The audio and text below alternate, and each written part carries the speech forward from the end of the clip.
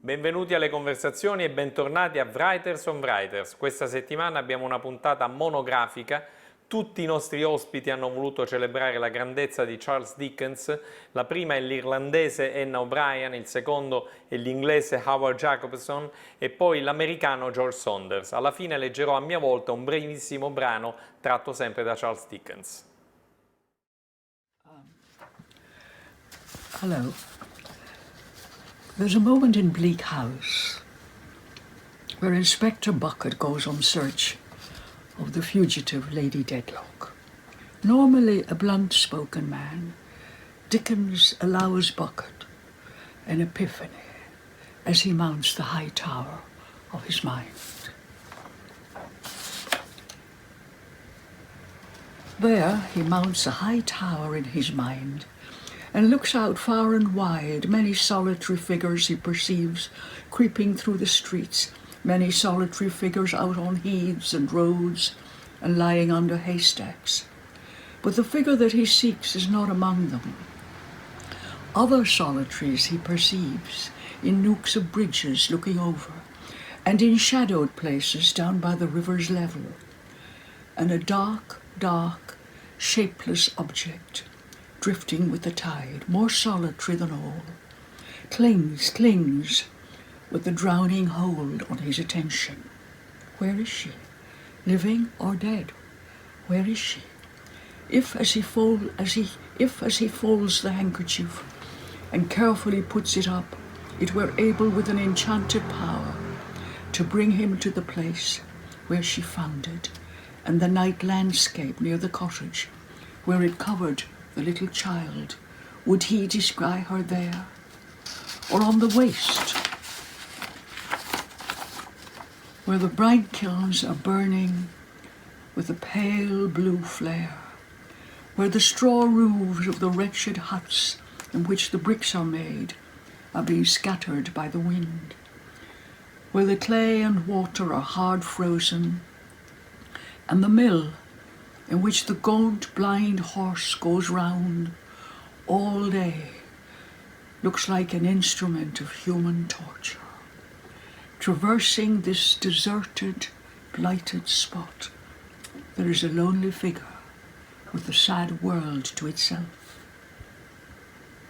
Pelted by the snow and driven by the wind and cast out, as it would seem, from all companionship, it is the figure of a woman, but it is miserably dressed, and no such clothes ever came through the hall and out at the great door of the Dedlock mansion. Thank you very much. These are the final extraordinary words of Dickens' great novel, Little Dorrit. They paused for a moment on the steps of the portico, looking at the fresh perspective of the street in the autumn morning sun's bright rays, and then went down into a modest life of usefulness and happiness. Went quietly down into the roaring streets, inseparable and blessed.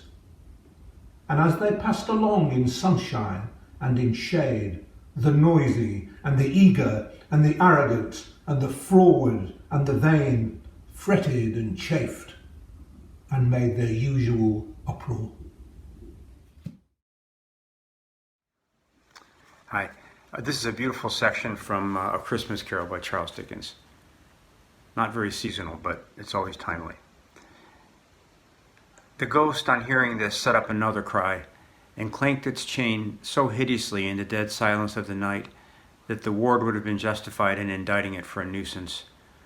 "Oh, captive bound and double ironed," cried the phantom, "not to know that ages of incessant labor by immortal creatures for this earth must pass into eternity before the good of which it is susceptible is all developed.